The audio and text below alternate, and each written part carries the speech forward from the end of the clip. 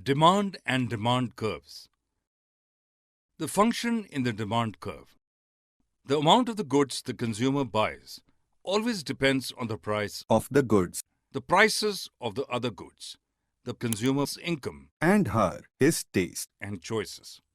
The demand function of a consumer shows the amount of goods that the consumer chooses in accordance with different price levels when other factors remain unchanged. Substitution effect, law of demand, linear demand and normal, inferior and complementary goods. When the consumer intends to adjust in buying the bundles that she bought before the price change is called the substitution effect.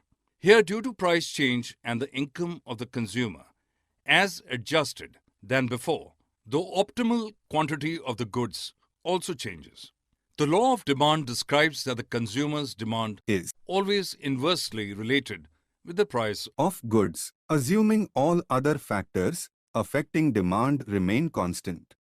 A linear demand curve can measure the rate at which the demand alters by the unit price change of the goods. The normal good follows the general rule that the quantity of the goods changes in direct way by the effect of income changes of the consumer. But for the inferior goods, the consumer tries to choose less when her income level increases.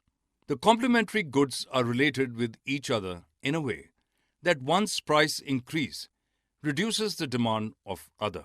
But the substitute goods follow the opposite rule. Shifts in the demand curve and the movements along the demand curve. The increase in price of a substitute good, the demand curve moves towards right direction. But for the complementary good, the demand curve shifts leftward.